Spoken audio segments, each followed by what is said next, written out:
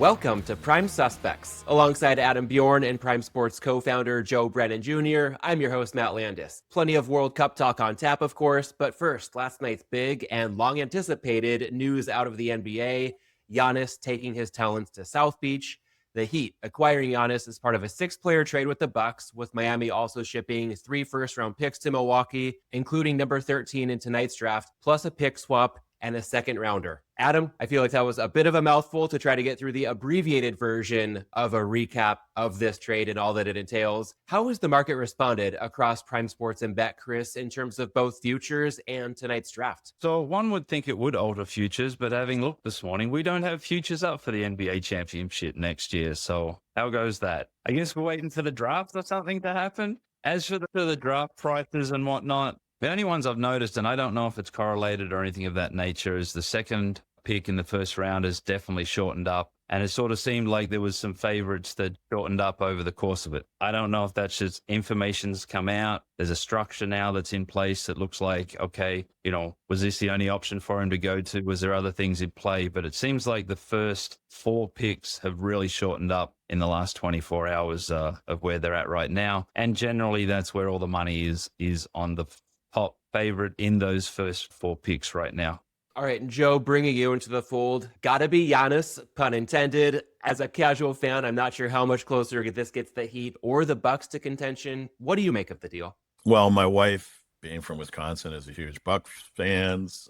We have family that are season ticket holders. Kind of makes you wonder, what are they going to go and watch now? Not that the Bucks were on a tear here or anything like that. It's not like Giannis was really in the ascendancy part of his career. But the one thing that I do have a concern about is that the NBA seems to, either subtly or intentionally and all for players, start to move their marquee players towards what we would call our global cities. It's really a shame that a city like Milwaukee, which has shown just massive support for the Bucks, resulting in an NBA championship, loses a player like Giannis to Miami. But this is not the first time that Miami has hoovered talent out of the upper Midwest, right? We all remember when LeBron took his talents to South Beach. But when you have a league where, unless you have a player that you've drafted into the fold, a young player, and then you're able to keep him under that max contract for a long time, it just seems inevitable that you're going to start losing your players to an LA or a Miami or a New York or someplace like that, simply because they're big global cities and the players themselves, regardless of the quality of the basketball, there just seems to be more opportunity to do things outside of basketball, whether it's lifestyle, whether it's commercial opportunities, endorsement opportunities, things like that. And the reason why I say all this is I do worry about a day when everybody's complaining that the world game is becoming too American. I'm worried about American games becoming a little too interested in the way business is done overseas, let's say in the key soccer leagues. And you look like over there, the haves, it's so top heavy, and it's because of their money, their position, their location, that it makes the leagues uncompetitive. Maybe I'm wringing my hands a little too much over a player that seems to be on at least approaching the back 9 of his career in Giannis. We'll see if he stays healthy. We'll see who the hell Miami is now able to afford to put around him, because you always need a number 1. You need a number 2 in all these equations. But I am concerned that this is just another robbing a Midwestern team to prop up one of our elite cities here in the United States. All right. Well, from one of basketball's biggest stars representing a new city to soccer's biggest stars representing their countries on a global stage, Adam, as we record this conversation, 44 out of 104 World Cup matches are in the books. Before the tournament, you mentioned each one feeling like a Super Bowl. So as we near the midway mark, how has that notion held up? Volume's been strong. I mean, yesterday brought some of the biggest bet games, but there was one very interesting one. I think it was a Tuesday evening last week, was Austria-Jordan. The amount of money that was bet on that was insane. It was weird because it wasn't Sunday night get-out stakes or anything of that nature. It was a random Tuesday night in the middle of the week with 2 countries I think many would struggle in America to be able to put pins on them on the map. Oh, that's not nice. Come on. We're not bad at geography, just bad at soccer. But yeah, I mean, Cabo Verde showed up again against Uruguay. It was a great result, draw there. Some have been showing up as expected. Spain, decided to do what they needed to do to Saudi Arabia. France yesterday with that massive weather delay on top of their hydration breaks, which I saw they didn't have one in the second half. So players must have felt like they were in a soccer game, not a football game, without that third quarter break. I can feel that it's building. The interest is there. Results, even without there being as many draws as there was in that first week, have been decent. Oddly enough, there were some games where people come out betting Scotland and Qatar like they'd already won when it felt like they had no chance of winning. So some of the charts have definitely had some risk in place that have been sweated out. The other night, really like New Zealand. The house needed Egypt. New Zealand went up 1-0, so there's a bit of sweating there for a while, and then Egypt come out and wrapped it up and did what they needed to do. So from both the betting and the book perspective, volume's good, results decent, but our hold isn't what we'd like it to be. But the biggest thing of all is we've still got 60 games left. I can see when it gets to the knockout stages, there'll be, definitely a lot more interest in those individual games as we go through those, the round of 32 and whatnot. The shame on it a little bit is this next round, when they start playing 2 games at a time to wrap up these groups, is there's going to be a lot of dead rubbers. I don't know what that's going to do for the betting. I know it's probably, for the viewership, USA could just rest their entire team, take a 10-0 drubbing and still end up first in the group and go through to the round of 32 or whatnot. So while I think expanding to 48 has definitely been a win, you've got more broad teams contributing, participating, more countries involved in the whole scope of it. You have definitely gone to some depths of teams that haven't really had to beat much to get in. Tunisia, some of those ones that have sort of just found their way in and sort of been shown up a little bit in the result of this. But I don't think those are bad things. I think as we get to the 32, the games will get sharper. Those top 2 finishing teams deserve to be in that next round. There'll be a few third teams that get luckies making it into that 32, and they'll get pretty much taken care of in that round. At the end of the day, it's participating to be a great round of 32, round of 16, 8-4 final, where cream will come to the top, like a Germany and a Brazil, right, Joe? We'll see how all this folds out at the end. And Joe, building on that, what stood out to you over this past week, and what are you watching for most closely as we hit the home stretch of the group stage? Well, I think with the second, series of games of the group stage, you saw a lot of the, we'll say, marquee teams pre-tournament kind of kick the rust off. When you had Spain, Brazil, the Netherlands, all kind of started, pretty flat here with draws in the first round, and then came out and in the second round of the group stage, and they just flat out ran the score up against some folks, Brazil and Spain especially. It's interesting to see those guys kick it into high gear. The other marquee teams, like Adam mentioned, our pre-tournament favorite, Germany, they've just kind of like cruised along here at a steady level, not too high, not too, just very consistent, as Germans tend to be. Argentina continues to kind of gut it out and get incredibly great refereeing by keeping Messi on the field and away from red cards. And France, one of the pre-tournament favorites, actually win this whole thing. Seems to have done a good job. So to me, it's like, okay, we went from having some real opportunities, if you were betting handicaps on underdogs in the first round, this is now you're kind of losing that part. Although now, to Adam's point, you look at teams like look at the USA has already won their group. They're going to head into this last game. They get rest, like the top 11 that they've played. Everybody can do that right now. And probably when you consider the weather, the number of additional games that they're going to have to play, that would be the smart move. Everybody do the Andy Reid. You clinch your playoff spot, rest your starters, put in a bunch of guys that they're along filling out the squad because you got to bring 22, but most of them shouldn't see the field. Well, now those guys, they have an opportunity to do that. How is that going to affect the pregame handicap market with some of the duds that they're going to be playing in right now? That seems like it would be a really interesting look for me right now. From the group stage and the World Cup to a new group of a couple entrants in prediction markets, 2 new CFTC-regulated prediction markets launched last week with a singular focus on sports. ProfitX went live nationwide as the first exchange to both trade and clear its own contracts, while Novig got federal approval with $5 billion already traded, and CEO Jacob Fortinsky telling CNBC the sportsbook era is over. As for the leading prediction markets, Kalshi controls almost 2.5 times the volume of its nearest rival. And speaking of that rival, Polymarket was caught over the past week faking $1.9 million in influencer bets per a Wall Street Journal investigation. ProfitX and Novig aren't necessarily taking a run at Kalshi so much as they're coming directly for sports bettors as sports-only exchanges. So with someone pursuing the same customers, how serious of a competitor do you view a ProfitX or a Novig to Prime Sports and Bet, Chris? So That's an incredibly long pregnant silence there. I mean, weren't they coming for sports betting clients 2 years ago when they started as a sports book? Oh, sorry, was that a sweeps? Oh, hang on a second. Yeah. They're predictions Yes. now. It's they were doing that then too. They were doing that too.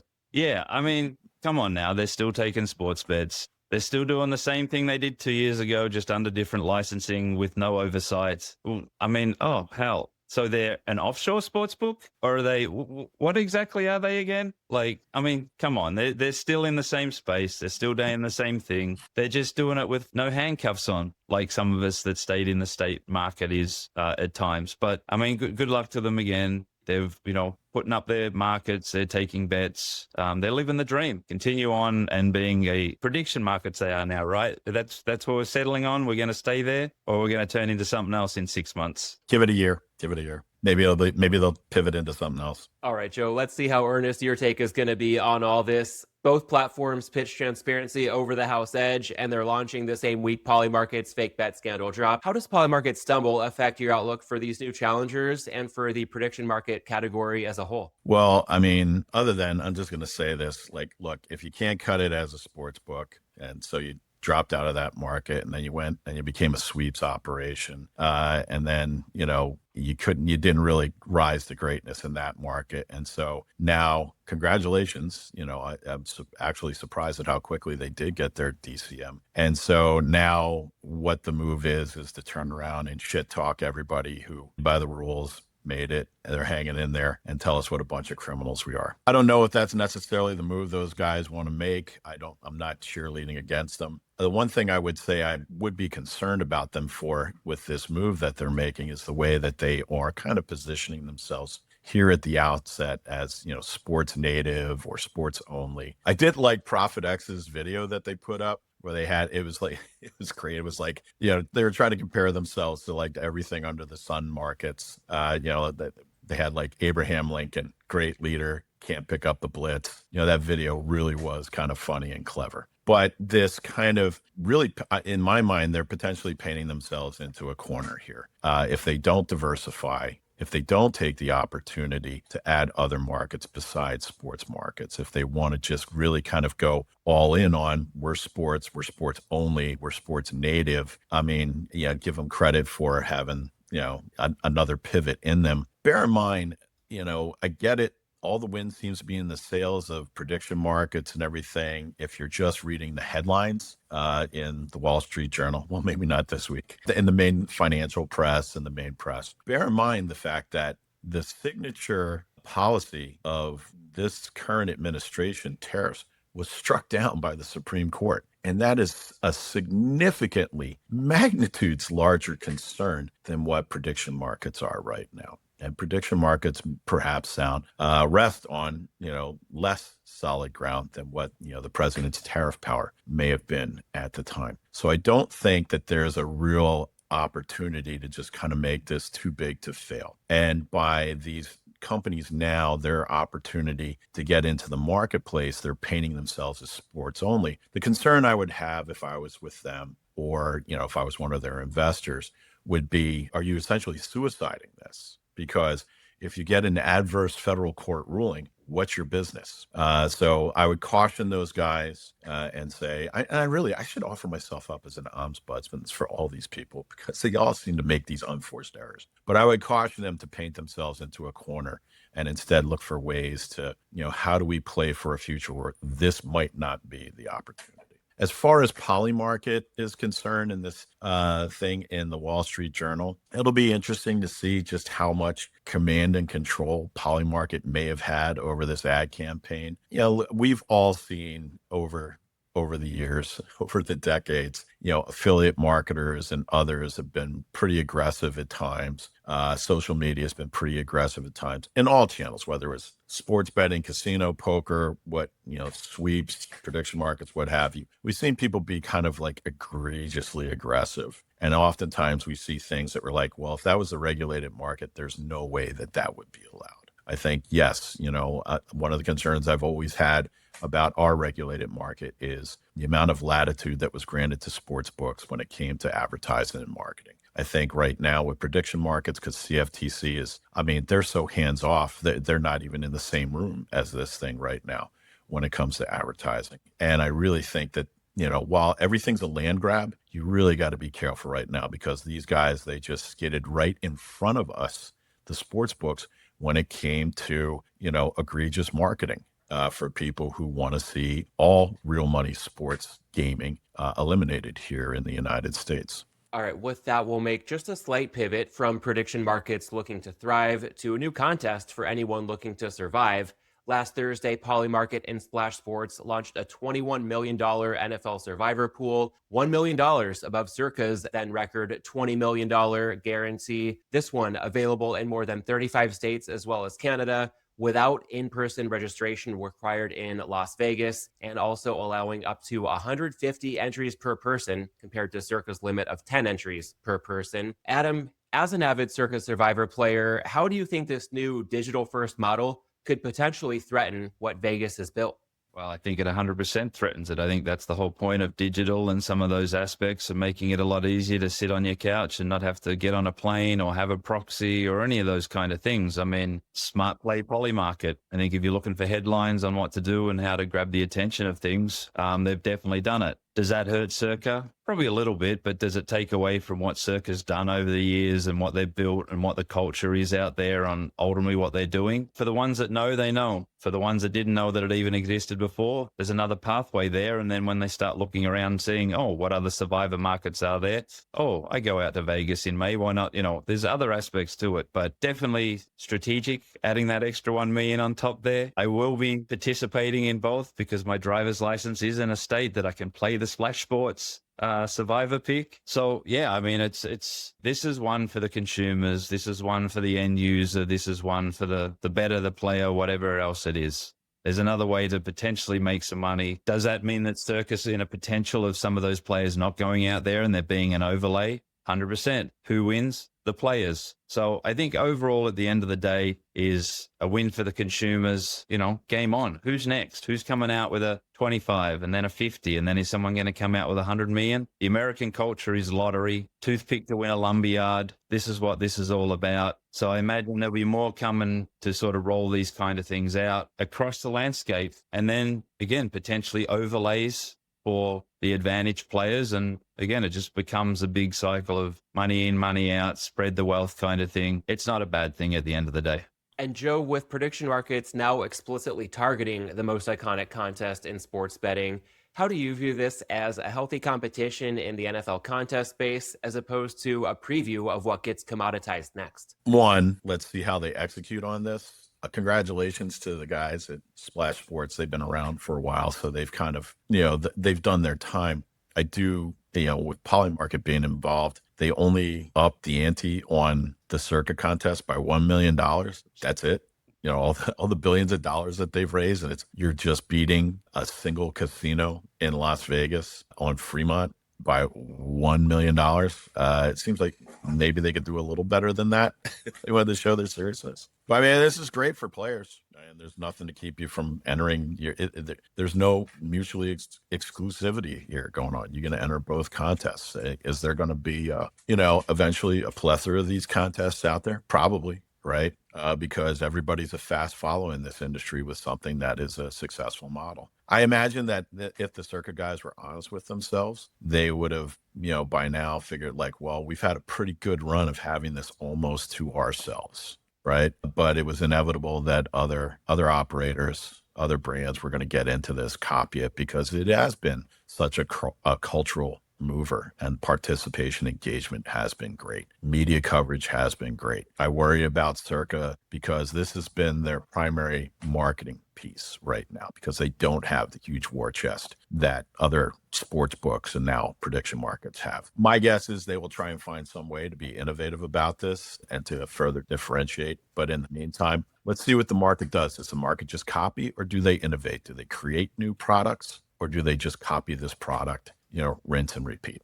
All right, and taking things home, Adam, we'll come back to you for a World Cup look ahead for the week to come. I'd be curious for your thoughts on the biggest exposure, the biggest needs for the remaining group stage matches, and perhaps building on Joe's earlier point about the chaotic handicapping process with some teams likely to empty their benches. Any angles you'd suggest bettors exploring?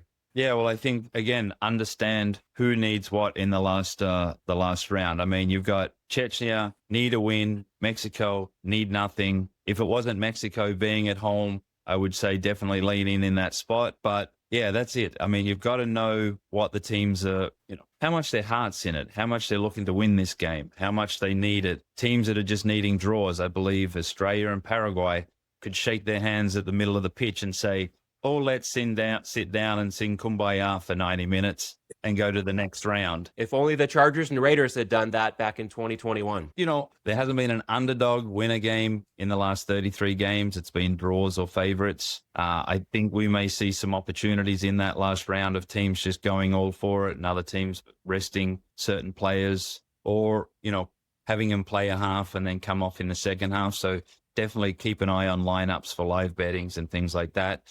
We need a few upsets. We don't want Portugal today. We don't want England tomorrow or later today after that. More draws. We'll take more draws at the end of the day as well. But I think we're just going through the motions right now, seeing where everything lays out. I'm sure many people are starting to sort of put together their brackets of seeing which teams are on the left and which are on the right, and ultimately how that plays out.